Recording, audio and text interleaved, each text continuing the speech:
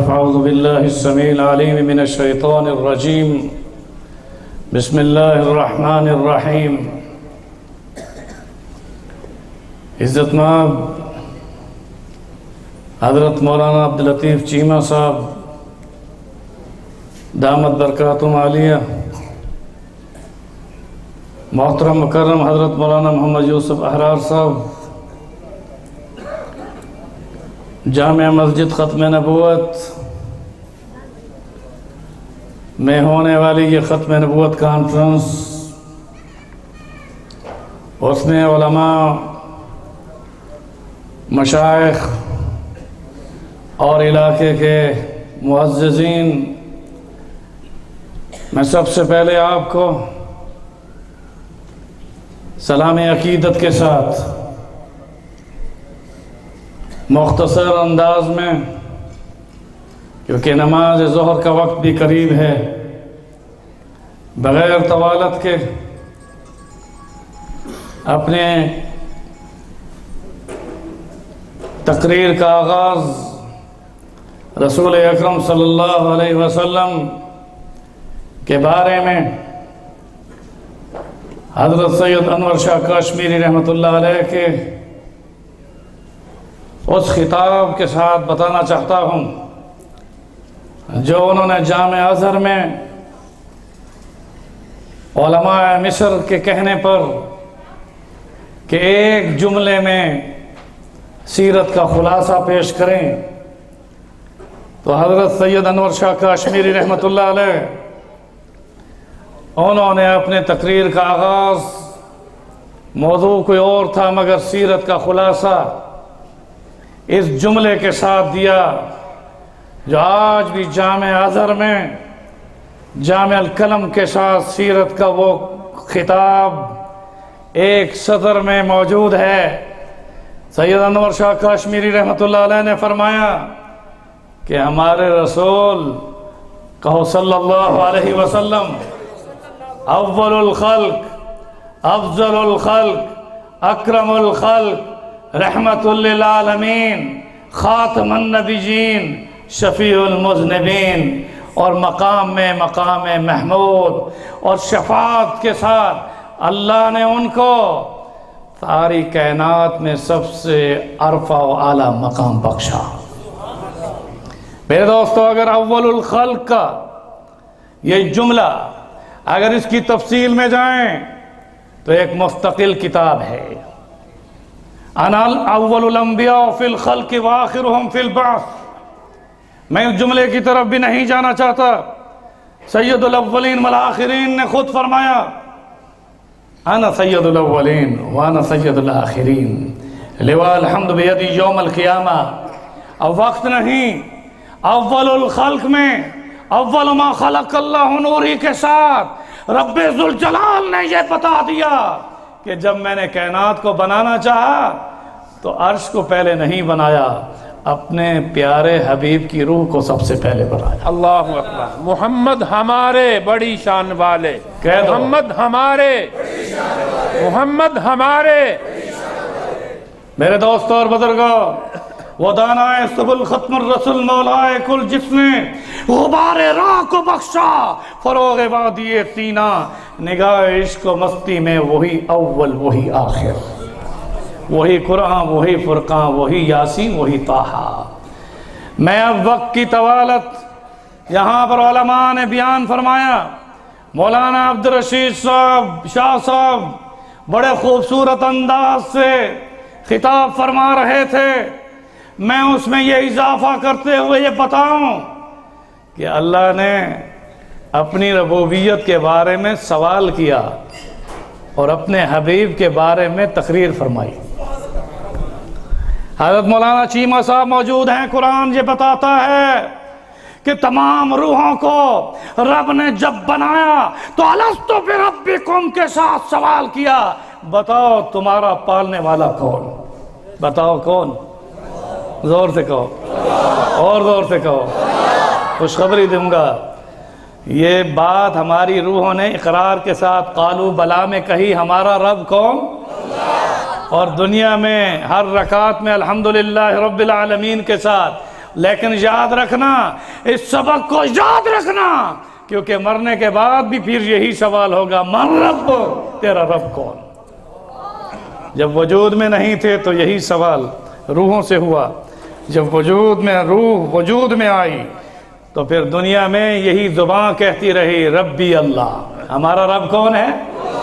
میرے دوستو، اب اگر میں اس موضوع پر چلا جاؤں، من ربک کے ساتھ، وہ رب العالمین جس نے پوری کائنات کو پیدا کیا، جب تمام روحوں سے یہ پوچھ لیا تو اس کے بعد انبیاء کی ارواح کو الگ کیا، اور روح محمد کے بارے میں نبیوں کی ارواح سے یہ نہیں پوچھا یہ کس کی روح، خود تعریف بھی فرمائی اور تعارف بھی کرایا، اور عہد و پیمان لیا میثاق النبیین میں۔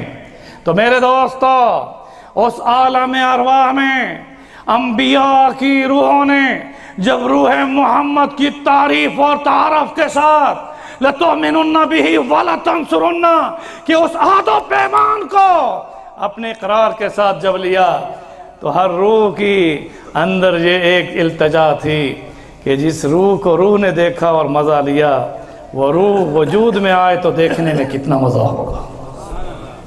تو اللہ نے آسمانوں پر، جب آسمان بھی نہیں تھے اور زمینیں بھی نہیں تھیں، عالم ارواح میں جب کوئی چیز وجود میں نہیں تھی، تو رب ذوالجلال نے اپنے نبی کی پہلی سیرت کانفرنس، اور میں بڑے دعوے سے کہتا ہوں، ہمارے نبی، ہمارے رسول صلی اللہ علیہ وسلم کی سیرت آپ کی ولادت کے ساتھ نہیں بلکہ دنیا کی خلقت کے ساتھ ہے۔ سبحان اللہ، سبحان اللہ۔ خلقت جب کچھ بھی نہیں تھا تو کون تھا؟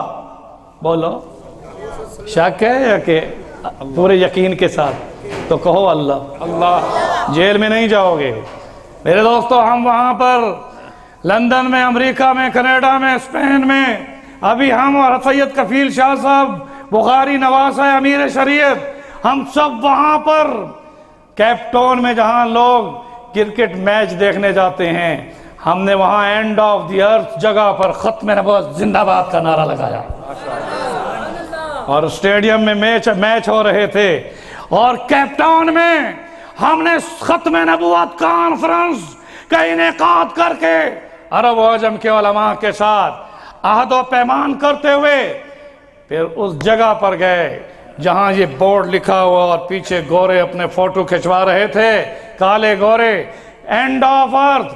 ہم نے وہاں صحابہ والا وہ جملہ کہا کہ اگر اس سمندروں کے بعد بھی کوئی زمین ہے تو وہاں بھی ہم ختم نبوت کا پیغام پہنچائیں گے۔ ماشاءاللہ، ماشاءاللہ۔ وہاں پر ختم نبوت، دیکھیں، ختم نبوت۔ مولانا یوسف احرار صاحب کا مدرسہ ختم نبوت کے نام پر یہ مسجد، اور ختم نبوت کے عنوان پر کانفرنس، اور پھر بھی آپ جواب میں نعرے کا جواب نہ دیں تو میں سلام کروں گا امریکہ اور برطانیہ اور کیپ ٹاؤن کے ان مسلمانوں کو جو وہاں پر اس نعرے کو ایسا گونج کر جواب دیتے ہیں کہ تمہاری آواز تو باہر نہیں جاتی، ان کی آواز وائٹ ہاؤس تک جاتی ہے۔ اب تو کہہ دو ختم نبوت۔ میرے دوستوں اور بزرگوں، عالم ارواح میں میثاق النبیین میں ایمان اور اقرار نصرت کے ساتھ انبیاء کرام سے اپنے رسول کی سیرت میں تعریف اور تعارف کے بعد ان انبیاء کو یہ خوشخبری بھی دے دی کہ جس کی روح کے دیکھنے میں تم اقرار کر رہے ہو، اب دوسری بڑی سیرت کانفرنس میں زمین پر منعقد کروں گا اور تمہیں صفوں میں کھڑا کراؤں گا اور مسجد حرام سے مسجد اقصی بلا کر امامت کراؤں گا۔ اس سے بڑی کوئی زمین پر کوئی سیرت کانفرنس نہیں ہو سکتی کہ جس میں فرج عنی سقف بیتیانہ بمکہ، آپ نے فرمایا بخاری کی روایت میں، میرے گھر کی چھت پھٹی اور اس میں جبریل چھت پھاڑ کر آئے۔ تو یہ ایک عجیب تھا جبریل کا آنا، جبریل کا آنا چھت پھاڑ کر، یہ عجیب تھا، کیونکہ جبریل وہ ہیں جو اگر آپ کے گھر میں بھی آتے تھے تو دستک دے کر آتے تھے، اور غار حرا میں بھی آئے تو اپنے تعارف کے ساتھ آئے. اور دستک دینے میں بھی واقعہ یوں ہے کہ حضور صلی اللہ علیہ وسلم جب مکہ مکرمہ میں بعثت کے بعد چل رہے تھے تو فضاؤں میں ایک بہت بڑی کرسی دیکھی. فضاؤں میں ایک بہت بڑی کرسی دیکھی ہے ہمارے خاتم النبیین صلی اللہ علیہ وسلم، جن کا وہ وزیر جو آسمانوں کا ہے وہ کرسی پر نمودار تھا. حضور صلی اللہ علیہ وسلم نے جب ایک بہت بڑے وجود کو دیکھا تو آئے ایسے جیسے غار حرا سے گھر میں آئے تو کمبل اوڑھ لیا. اس وجود کو دیکھنے کے بعد بھی آئے تو کمبل کہہ دو اوڑھ لیا. وہاں اقرا کا سبق تھا، وہااں پہلی وحی اقرا بسم ربک الذی خلق کے ساتھ. اب میں وہاں تفسیر میں نہیں جانا چاہتا. اور میرے دوستو، اب کیونکہ آیت کا شان نزول یہ تھا کہ جس میں رب نے یہ فرمانا تھا کہ اے کمبلی اوڑھنے والے، اب اگر حضور کمبل نہ اوڑھ کر سوئے ہوتے تو جبریل نے کہا میں کیسے اڑواؤں. اپنا وجود کرسی پر دکھایا. حضور گھر میں آئے اور کمبل اوڑھ کر لیٹ گئے. اور پھر تھوڑی دیر کے بعد دستک ہوئی. فرمایا من دق الباب، کون ہے دروازے پر؟ اس نے عرض کی یا رسول اللہ وہی جو کرسی پر تھا، وہ غلام آپ کے دروازے کی چوکھٹ کے پاس کھڑا. تو حضور اس وقت کمبل سمیت آپ نے جب کہا اندر آ جاؤ تو جبریل کو اجازت جب دے دی تو جبریل نے کہا کیونکہ اس آیت کا شان نزول یہ تھا یا ایھا المدثر، اے اب کملی اوڑھ کے بولو لیٹنے والے. میرے دوستو، میں یہ عرض کر رہا تھا وہ جبریل جو چھت پھاڑ کر نمودار ہوا، اس نے کہا میرا آنا عجیب نہیں بلکہ آج آپ اس جو دو سفر ہیں وہ آپ کی عجیب ہیں. میں زیادہ اور تفصیل میں جائے بغیر آگے چلوں. حضور صلی اللہ علیہ وسلم جب آسمانوں کا سفر کرنے کے بعد سدرۃ المنتہا سے ان بلندیوں پر جو رف رف سواری آپ کے لیے بلائی گئی، اس میں قاضی ایاز کا جملہ دیتا ہوں، ایک رات کے 3 سفر. ایک رات کے 3 سفر، کہو ایک رات کے 3 سفر، جو کہ سبحان الذی اسری بعبدہ لیلا من المسجد الحرام الی المسجد الاقصی. فرمایا یہ سفر زمینی سفر جو مسجد حرام سے مسجد اقصی کا تھا اس کو اسرا کہتے ہیں. پھر آسمانی سفر اس کو معراج کہتے ہیں. ایک ہی رات کی ان 2 سفروں میں جہاں جبریل ساتھ رہا وہ اسرا اور معراج کے سفر میں تھا، جہاں فکان قاب قوسین او ادنا. تیسرے سفر میں نہ براق تھی، نہ سیڑھی تھی، نہ جبریل تھا، نہ کوئی اور تھا. محبوب اور محب کے درمیان براہ راست تبادلہ گفتگو تھا.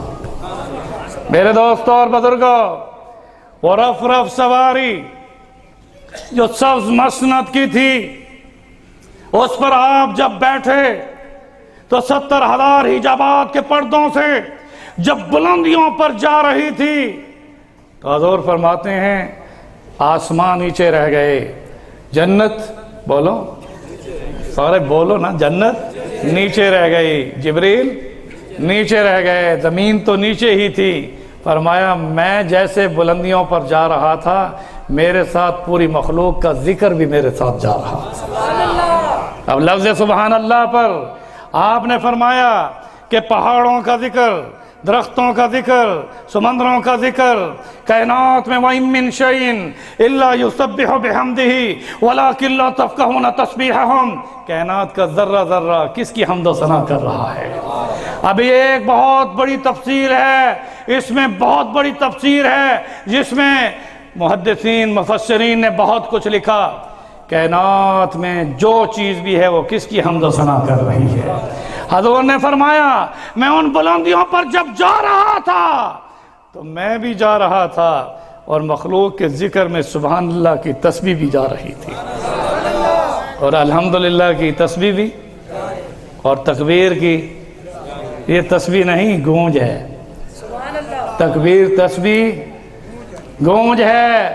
کیونکہ اگلا جملہ قاضی ایاز نے لکھا فرمایا حضور نے فرمایا کہ اس سفر میں مخلوق کے ذکر کو بھی سن رہا تھا اور خالق کے جواب کو بھی سن رہا تھا۔ مخلوق نے جب کہا، کیا کہا؟ سبحان اللہ۔ ابھی نماز کے لیے 2:15 بجے مکمل کر دے، خیر ہے۔ ہاں میرے دوستو، جب مخلوق نے کہا سبحان اللہ تو رب ہر مخلوق کے جواب میں کیا فرما رہے تھے؟ مجدنی عبدی۔ اور جب مخلوق میں تسبیح آئی کہو الحمدللہ، حمدنی عبدی۔ اور جب تکبیر آئی کہو اللہ اکبر۔ اب زور سے کہو تو جواب دوں گا، کیونکہ رب کا جواب یہاں پر جوش میں تھا، تو آپ کی تکبیر میں جوش میں ہونی چاہیے۔ نعرہ تکبیر، نعرہ تکبیر، نعرہ تکبیر، تاج و تخت ختم نبوت۔ میرے دوستو، سبحان اللہ پر مجدنی عبدی، الحمدللہ پر رب کا جواب تھا حمدنی عبدی۔ اور جب تکبیر کی آواز آئی تو رب جوش میں آ گئے، اور ہمارے رسول فرماتے ہیں رب جوش میں آ کر فرشتوں کو گواہ بنا کر فرما رہے تھے کہ میرے بندوں نے سچ کہا کہ میں ہی پڑھا ہوں۔ اب تو کہو الحمدللہ، لیکن اب نعرہ لگاؤ اللہ اکبر۔ اس تکبیر کا جواب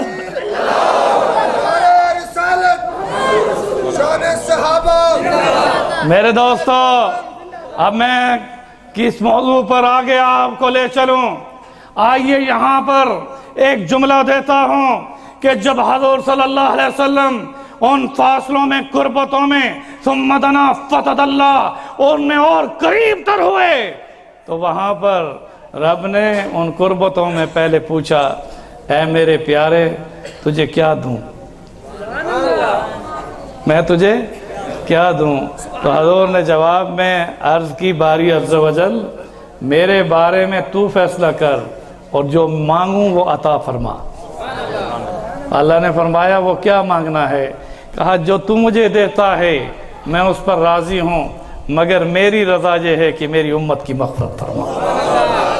میرے دوستو، اللہ نے جواب میں فرمایا میں نے ابراہیم کو خلیل اللہ بنایا، موسیٰ کو کلیم اللہ بنایا، عیسیٰ کو روح اللہ بنایا، اور سب کو معراج بخشا، فرش پر بخشا، اور تجھے عرش پر بلا کر حبیب اللہ بنایا۔ ہمارا مسلک دارالعلوم دیوبند کے علماء کا یہی ہے کہ ہمارے رسول کو مقام حبیب اللہ ثم دنا فتدلی فکان قاب قوسین او ادنی فاوحی الی عبدہ ما اوحی۔ میرے دوستو، جب مقام حبیب اللہ پر آپ فیض یاب ہوئے تو اب سننے والی بات ہے کہ ان قربتوں میں جا کر قریب تو ہوئے، لیکن مفسرین کہتے ہیں ثم دنا فتدلی، قربتوں میں آئے اور قریب تر ہوئے۔ اور وہ قریب تر ہونا کیا تھا کہ ان کان قاب قوسین او ادنی کے ان فاصلوں پر جا کر رسول اللہ سجدے میں گر گئے۔ کس میں گر گئے؟ اختیاری سجدے میں۔ موسیٰ علیہ السلام رب کی ایک تجلی کی تاب نہ لاتے ہوئے بے ہوش ہو کر اضطراری سجدے میں گرے، اور ہمارے رسول ان بلندیوں پر جا کر اختیاری سجدے میں گرے۔ اللہ نے پوچھا میرے لیے کیا لائے ہو؟ مہمان صرف لینے نہیں آتا، کچھ دینے بھی آتا ہے۔ ابھی جی مزہ مسکرائے ہیں مسجد کی حالت کو دیکھ کے۔ تو میرے دوستوں اور بزرگوں، اللہ نے فرمایا اے میرے حبیب، میں نے تجھے مقام حبیب اللہ بخشا ہے، تو میرے لیے کیا لایا؟ حضور صلی اللہ علیہ وسلم وہ حبیب اللہ کا مقام حاصل کرنے کے بعد سجدہ ریز ہو کر یوں مخاطب ہوئے، اے رب میں وہ تحفہ لایا ہوں جو تیرے پاس نہیں۔ اللہ کو معلوم تھا میرے حبیب کیا کہنے والا ہے، مزہ لینے کے لیے پوچھا تو کون سا تحفہ لایا جو میرے پاس نہیں؟ کہا تو پاک ذات، کہو سبحان اللہ۔ اب تو کہو، اب کہو سبحان اللہ۔ حضور نے عرض کی باری عز و جل، تو سبحان اللہ کے ساتھ پاک ذات ہے، عجز سے منزہ ہے، اور میں تیرا رسول حبیب اللہ کا مقام پانے کے باوجود، ان بلندیوں پر آنے کے باوجود تیرا بندہ ہوں اور عاجز ہوں۔ میں عاجزی کا تحفہ لایا ہوں۔ کون سا تحفہ؟ عاجزی کا۔ اور اس میں پھر حضور نے وہ گفتگو فرمائی جو ہم التحیات میں تشہد میں بیٹھ کر پڑھتے ہیں، التحیات للہ والصلوات، پڑھ دو، والطیبات۔ رسول اکرم صلی اللہ علیہ وسلم، یہ گفتگو ہے معراج میں اللہ اور رسول کی، جس میں رسول نے اپنی عاجزی کا تحفہ ان کلمات کے ساتھ دیا کہ میری تحیہ زبانی عبادت، والصلوات میری بدنی عبادت، والطیبات میری مالی عبادت، وہ تیرے لیے۔ کس کے لیے؟ زور سے کہو، ان صلاتی و نسکی و محیایا و مماتی للہ ہے۔ پورا پڑھ دو رب، ہاں، ان صلاتی پڑھو، و نسکی و محیایا و مماتی للہ رب العالمین۔ میرے دوستو اب سنو، جب حضور نے اپنی عاجزی کا تحفہ اپنی زبان، اپنے بدن اور اپنے مال کے ساتھ جھک کر پیش کر دیا کہ تیرے لیے میری بدنی عبادت، تیرے لیے لسانی تحیات، زبان کی عبادت اور ذکر کس کے لیے؟ تیرے لیے، والطیبات اور میری مالی عبادت تیرے لیے۔ تو رب نے ان تینوں عبادتوں کے صلے میں 3 باتیں فرمائیں۔ السلام علیکہ ایھا النبی، تیری تحیہ کے بدلے میں تیرے اوپر سلام، ورحمت اللہ، اور تیرے صلوات یعنی بدنی عبادت کے صلے میں تیرے اوپر، زور سے کہو، رحمت اللہ کیا معنی ہے؟ اللہ کی رحمت اور برکت ہمیشہ مال میں مانگی جاتی ہے، رزق میں، عزت میں، جان میں۔ تو اللہ نے فرمایا وبرکاتہ، تیری طیبات کے بدلے میں تیرے اوپر برکتیں ہوں۔ میرے دوستو، آؤ میں یہ جملہ دے کر آگے بڑھوں۔ حضور سجدے میں رہے، رب چاہتے تھے یہ سر اٹھائیں اور گفتگو ہو، کیونکہ یہ براہ راست گفتگو تھی۔ حضور نے اس وقت تک سر نہیں اٹھایا جب تک رب نے سورۃ بقرہ کی آیات کے ساتھ امت کی مغفرت کا فیصلہ نہیں کیا۔ یہ جبریل کے واسطے کے بغیر وہ تحفہ تھا سورۃ بقرہ کی آخری آیات۔ مگر یہاں یہ بتاتا چلا جاؤں، پھر ایک قیامت کا دن ہوگا، اول الخلق جو اکرم الخلق کے ساتھ، افضل الخلق ہونے کے ساتھ قیامت کے دن جب کھڑے ہوں گے، فرمایا میرے ہاتھ میں حمد کا جھنڈا ہوگا، اور آدم سے لے کر عیسیٰ روح اللہ تک میرے جھنڈے کے سائے میں ہوں گے۔ اور اس کے بعد اب واقعہ لمبا ہے، مختصراً بتاؤں، سارے نبی نفسی نفسی میں، اور ہمارے رسول کا نعرہ ہوگا آنا لہا آنا لہا۔ اب وقت کم ہے، 5 منٹ میں تاکہ 2:30 بجے نماز کھڑی کرنی ہے۔ سنو میرے دوستو، جب قیامت کے دن سب سے پہلے اس 50,000 سال کے اس دن میں ہمارے رسول صلی اللہ علیہ وسلم جب سجدہ ریز ہوں گے تو وہ سجدہ 1 ہفتے کی مسافت کا ہوگا۔ 1 ہفتہ دنیا کا ویک، 7 ڈیز۔ میرے دوستو، 7 دنوں پر مشتمل وہ سجدہ جس میں رسول اللہ صلی اللہ علیہ وسلم اللہ کی حمد و ثنا میں جھک جائیں گے، اور حضور نے خود فرمایا کہ میں اس سجدے میں وہ حمد و ثنا کروں گا جو کسی فرشتے نے بھی نہیں کی ہوگی، کسی نبی نے بھی نہیں کی ہوگی۔ میرے دوستو، اللہ کا غصہ ٹھنڈا ہو جائے گا، اور حضور کے ناموں میں قرآن میں مبشرم برسول یاتی من بعدی اسمہ احمد، عیسیٰ علیہ السلام نے خوشخبری جب دی کہ میرے بعد جو رسول آنے والے ہیں ان کا نام کیا ہے، زور سے کہو۔ اور قرآن میں محمد الرسول اللہ کتنے بار آیا؟ محمد بولو، 4 بار آیا۔ میرے دوستو، احمد کا مفہوم یہ ہے جو رب کی تعریف کرنے والا، اور محمد کا مفہوم یہ ہے کہ جس کی تعریف عرش والا کرتا۔ اب یہاں یہ دونوں نام ایک سجدے میں کہ سر جھکایا احمد بن کر، سر اٹھا محمد بن کر۔ اس لیے بخاری کی روایت میں، اب یہ بڑا تفصیل اس میں تھی، مگر اختصار اور مولانا یوسف احرار صاحب تو آزاد ہیں، میں مقید ہوں یہ آزاد ہیں، احرار آزاد ہوتے ہیں، مگر میں وقت کا بھی پابند اور نماز کی گھڑیوں کو بھی دیکھ رہا ہوں کہ نماز کا وقت بھی ہے۔ آؤ میرے دوستو، اللہ کے پیارے رسول کو اللہ قیامت کے دن یوں نہیں فرمائیں گے ارفع راسک یا احمد، حالانکہ چاہیے تھا احمد کر کے بلاتے، کیونکہ حضور جھک کر کس کی تعریف کر رہے تھے؟ اللہ فرمائیں گے سر جھکایا احمد بن کر، ارفع راسک یا محمد، بخاری کے ارفع راسک یا محمد، اے محمد سر اٹھا، تو نے میری تعریف جھک کر کی، اب سر اٹھا میں تیری تعریف کروں۔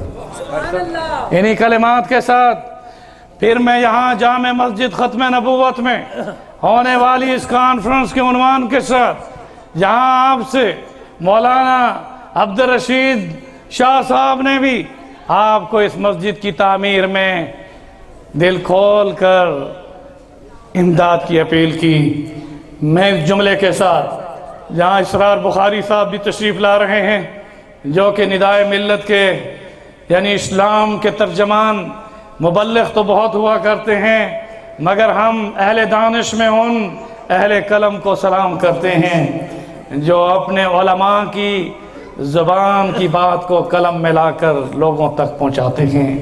یہ میڈیا سے تعلق رکھنے والے ہمارے محترم مکرم جناب اسرار بخاری صاحب تشریف لائے ہیں، میں نعروں کی گونج میں استقبال کرتا ہوں، نعرہ تکبیر۔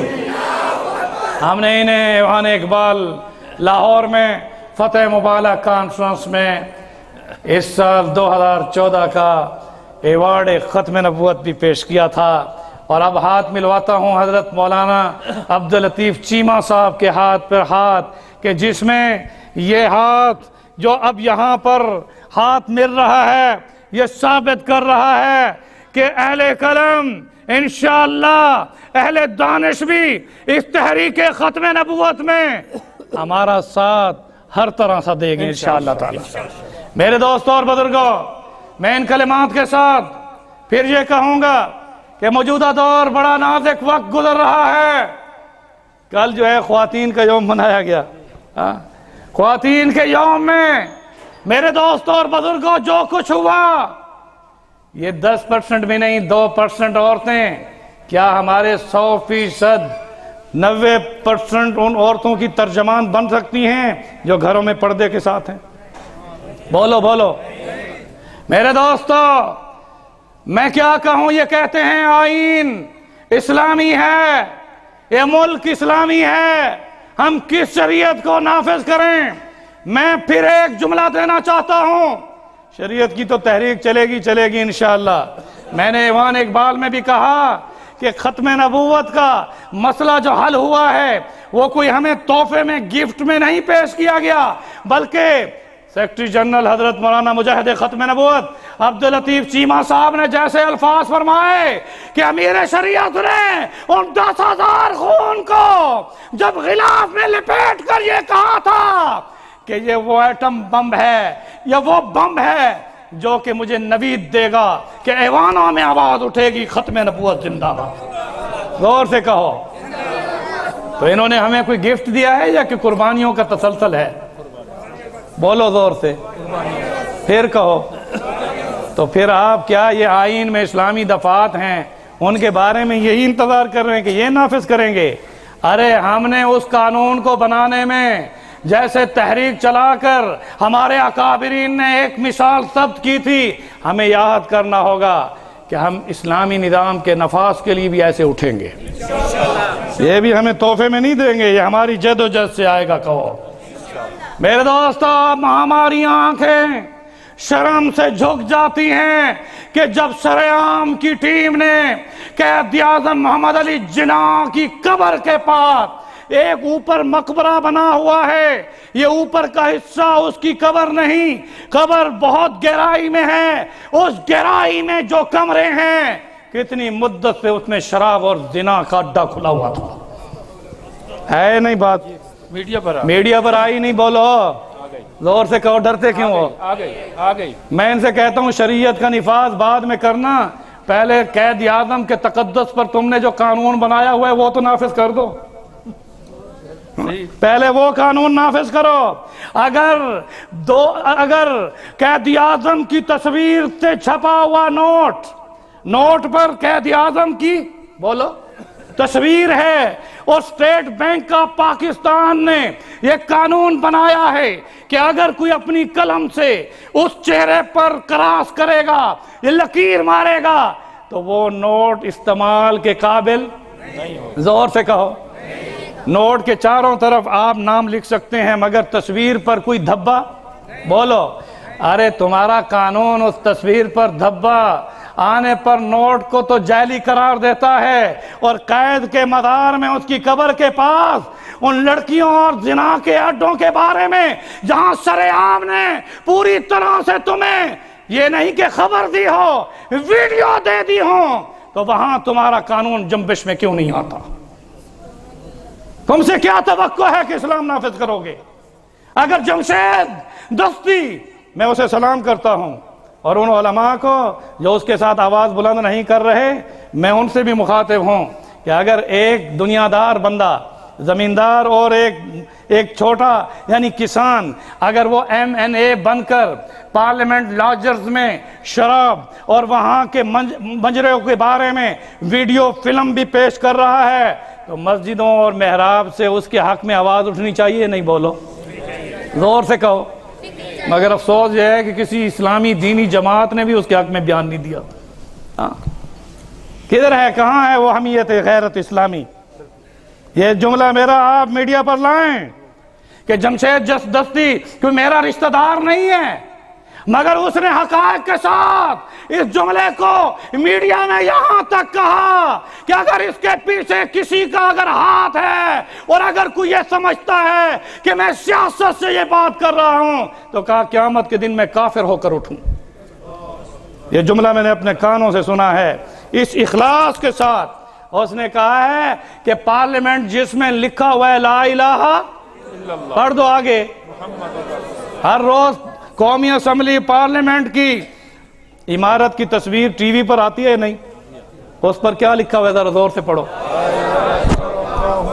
میرے دوستو، جس آئین کا آغاز یہ ہو کہ اس ملک کا سرکاری مذہب اسلام ہے، جس آئین میں یہ ہو کہ حاکمیت اعلیٰ رب العالمین کے پاس ہے، اسی آئین میں ہے یا نہیں بولو؟ ہم اس آئین کو یہ بھی نہیں کہتے کہ اس میں اچھائیاں نہیں، اچھائیاں ہیں، مگر اس کو نافذ کرو، اور یہ بھی نہیں کہتے کہ مکمل اسلامی ہے، کیونکہ اسی آئین میں یہ لکھا ہوا ہے کہ صدر ملزم ہونے کے باوجود عدالت سے مستثنا ہے۔ اگر حضور اپنے آپ کو پیش کر رہے ہیں، عمر فاروق اگر عدالت کے کٹہرے میں لائے جا سکتے ہیں، اگر علی مرتضیٰ کے خلاف عدالت میں قاضی شرح انہیں کٹہرے میں کھڑا کر سکتا ہے، تو پھر اسلام یہ کہتا ہے کہ یہ ڈاکو اگر صدر بھی بن جائیں تو عدالت سے مستثنا ہو سکتے ہیں؟ غور سے بولو۔ بعض مولوی تو اتنے تک کہہ جاتے ہیں کہ آئین جو ہے قرآن سے بھی زیادہ پاکیزہ صحیفہ ہے، شریعت ہے۔ میرے دوستو، حدود اسلامی کی بحث تمہارے سامنے ہے۔ حافظ حسین احمد نے اسی پر اپنا استعفیٰ پیش کیا تھا کہ میں اس قانون کو نہیں مانتا جس میں حدود اسلامی کی امینڈمنٹ ہو رہی ہو، ہوا یا نہیں؟ نقیب میں آیا تھا یا نہیں؟ اب میں کیا بتاؤں، اب اس طرح میں نہیں جانا چاہتا، مگر میں یہ پوچھنے کا حق رکھتا ہوں کہ اگر الطاف حسین، میں لندن میں بھی ان سے ہماری ہر جگہ پر کوئی نہ کوئی ملاقاتیں ختم نبوت کے عنوان سے ہو جاتی ہیں، انہیں چاہیے تھا کہ آج کراچی میں وہ احتجاج کے لیے اٹھتے اور قید کی قبر کے پاس ہونے والے زنا اور شراب کی اس اڈے کے خلاف آواز اٹھاتے، مگر یہاں زبان کیوں گونگی ہے سب کی؟ آئیے میرے دوستو، ہمارا رب ہم سے ناراض ہو رہا ہے۔ اس آج کی الیکٹرانک میڈیا نے قوم کو اتنا بے حیا بنا دیا ہے کہ تاریخ میں بڑے دعوے سے کہتا ہوں، تاریخ میں یہ میڈیا، سید محترم اسرار بخاری صاحب تشریف فرما ہیں، تصدیق کراؤں گا ان سے بھی किसी मुल्क में काफिर मुल्कों में भी 7 माह की बच्ची के साथ जिना का कोई केस दर्ज नहीं हुआ होगा, मगर पाकिस्तान में हो चुका है। 7 महीनों की बच्ची। जरा कान को हाथ लगाकर कहो और अपने नफ्स से, अपने दिल से मुखातिब हो जाओ कि 3 साल की बच्चियों के साथ तो आम हुआ, 7 महीनों की नन्ही मुन्नी वो फूल की पंखी, उसको भी तुमने फिसला, उसको किस तरह से जुल्म का निशाना बनाकर उसके साथ भी जिना। इस तरह से मुल्क के अंदर हालात आपके सामने हैं, तो फिर कैसा नहीं होगा कि मोहनजोदड़ो में आप मेले मनाएं, उसमें अरबों रुपए लगाएं, और उसी महीने फरवरी से लेकर मार्च ये चंद दिनों में 120 और 150 से ज्यादा बच्चे थर के अंदर भूख और कासाली की वजह से, खुश्क छातियों की वजह से, जहां पीने का पानी ना हो और तुम शराब तकसीम करो, जहां खाने के लिए आटा ना हो तुम केकों के साथ अपने कुत्तों को मक्खन खिलाओ। मैं पूछता हूं कि आज भी कौम नहीं उठती तो कब उठेगी? इनसे कभी तवक्को न रखें कि ये इस्लाम लाएंगे। बोलो, है तवक्को तुम्हें? एक ही रास्ता है, इस्लाम आएगा। कहो, इस्लाम आएगा, मगर आएगा इनकलाब के साथ आएगा। आएगा, बोलो बोलो, इनकलाब के साथ आएगा। और हमारे रसूल सल्लल्लाहु अलैहि वसल्लम वो इनकलाबी पैगाम दे कर गए हैं, और उसमें अब वक्त नहीं वरना इस पर रोशनी डालता। इसी जुमले पर मैं मोहतरम मुकर्रम हजरत मौलाना अब्दुल लतीफ चीमा साहब, जो कि सेक्रेटरी जनरल आलमी खत्म नबूवत अहरार इस्लाम, मजलिस अहरार इस्लाम, मैं एक अदना कारकुन इंटरनेशनल खत्म नबूवत मूवमेंट, हमारे वालिद मोहतरम शेखुल हदीस मौलाना सिराजुद्दीन साहब रहमतुल्लाह अलैह, मौलाना शेखुल हदीस मौलाना इलाउद्दीन साहब रहमतुल्लाह अलैह ख़ानदानी तौर पर वाबस्ता रहे अहरार इस्लाम। और मैं अक्सर कहा करता हूँ कि मैं सेक्रेटरी जनरल ख़त्म नबूवत मूवमेंट का होने के बावजूद ख़ानदानी और बानी जमात ख़त्म नबूवत की अहरार इस्लाम को समझता हूँ। इनकी कदर करो मेरे दोस्तों। मैं इसी जुमले के साथ फिर कहूँगा कि वक्त बड़ा नाजुक दौर है, इंतहाई ख़तरनाक मोड़ से हम गुज़र रहे हैं, शरीयत के खिलाफ इस्तेहज़ा हो रहा है, और क़यामत की घड़ियाँ करीब हैं। क़यामत की घड़ियाँ करीब हैं। इसी जुमले के साथ कि हमने 5 सवालों का जवाब देना होगा। ला यज़ालु क़दमानि इब्न आदम हत्ता युसअलु यौमल क़ियामा अन ख़म्सिन यौमल क़ियामा अन उम्रिही फ़ीमा अफ़ना व अन शबाबिही फ़ीमा अबला व अन मालिही मिन ऐना इक्तसबा व फ़ीमा अनफ़क़ा व माज़ा अमिला फ़ीमा अलिमा। अब नमाज का वक्त है। इन्हीं जुमले पर मैं अपने आप को और आपको तक़वे की वसीयत करता हूँ, और ये दुआ करता हूँ कि रब्बे ज़ुल जलाल क़यामत के दिन हम सबको रसूल अकरम सल्लल्लाहु अलैहि वसल्लम के झंडे के साए में नबीयीन, सिद्दीकीन, शुहदा और सुलहा और अहले बैत और सहाबा की कदमों में जगह अता फरमाए। और इसी के साथ ही ये कहूँगा, ये जुमला देकर ख़त्म करता हूँ कि हमारे रसूल ने फरमाया हर नबी क़यामत के दिन अपनी कुर्सी पर बैठ जाएगा, और मैं उस वक़्त तक नहीं बैठूँगा जब तक कि उम्मत के गुनाहगारों को जन्नत में दाखिल नहीं कराऊँगा। सल्लल्लाहु अलैहि वसल्लम। أنا العبد الذي كسب الذنوب وصدته الأماني أن يتوب